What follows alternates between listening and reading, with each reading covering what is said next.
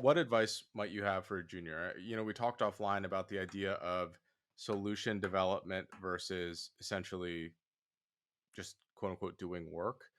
How does that fit into how people can help themselves early on? So the biggest thing for me that was like a shock when I first got hired was how different it is that like coding courses that I took versus actual development and solution design.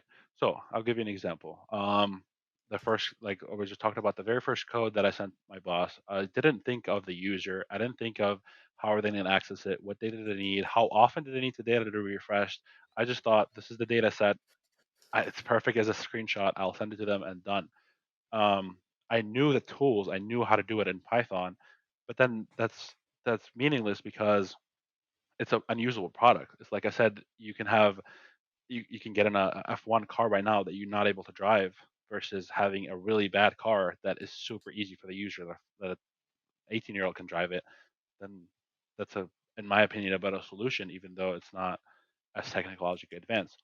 And then um, so that's really my biggest thing is like they teach you in those coding boot camps the fundamentals of coding in one language. So they teach you this is a variable in Python, this is a for loop in Python, this is a list in Python, and then this is how you do everything in Python, which is fair. Like you need to learn the skills, but I didn't conceptualize what a loop was. I didn't conceptualize what a list was or what a variable was.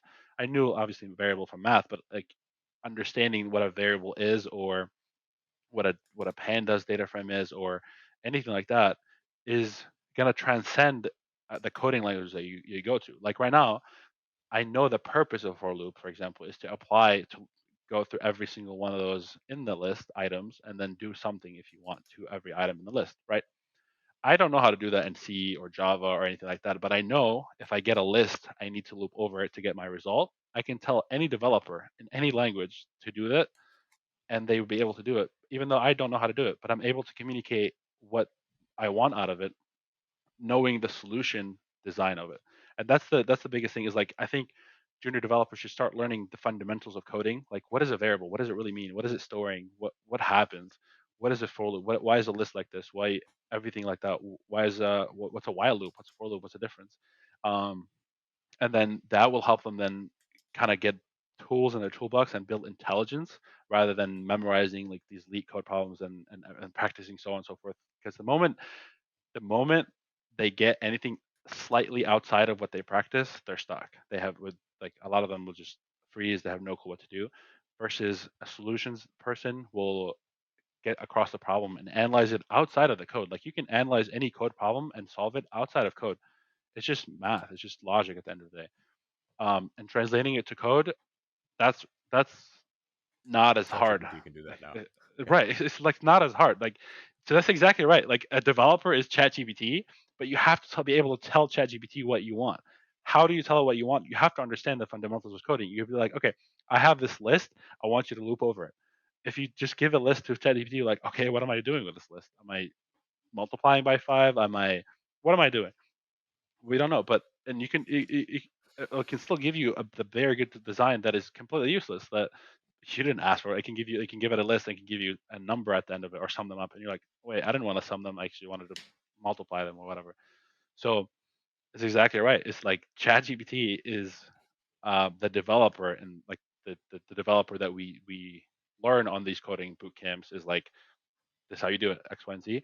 But then the person typing into ChatGPT is the junior should aim to be, is the person who should be able to design a solution, conceptualize what's going to happen. And the way I do that personally, um, I know you said you like doing by trial and error, but I personally like to start, and this company thing that we learned, the CEO taught me as well, like we start with a user. How is the user going to interact with this? How is the user going to, what data and information do they need to get it? How are they going to get that data? What's going to happen? Is it easy to follow?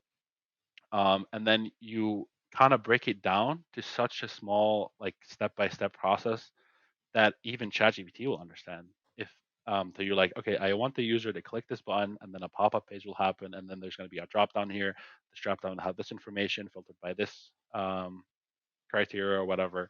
So then you know, okay, I need to I need a page, I need drop down, I need this data. Okay, what fields go into this drop down?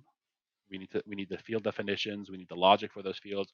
What kind of filter does it need to be? Does it need to be sorted? There's just that one field on the page can have so many questions. You can have like an entire design document for that one field that you like. That's it. You do that for one field, you do that for another, you do that for the page, for example. Um, you have to have the URL, you have to have the sizing of the page, you have to have like the correct UX of the page. You can't just build any UI that doesn't match with the app. You have to write the right spacing, everything. So that alone is its own thing. So then you keep going. You go, okay, the button that needs to click. How easy is it like to click? Is it just a button on the page, or do they have to kind of go to settings, then go to here, and then click the button? So you start with a user, and everything else falls into place. You think about it as a user, and you kind of do this every day in your everyday life. Like, you're following a recipe. It's a step by step process to do it. Um, you're unloading the dishwasher. You're not randomly putting. You're not. I'm taking the plates and just putting them all in the cabinets.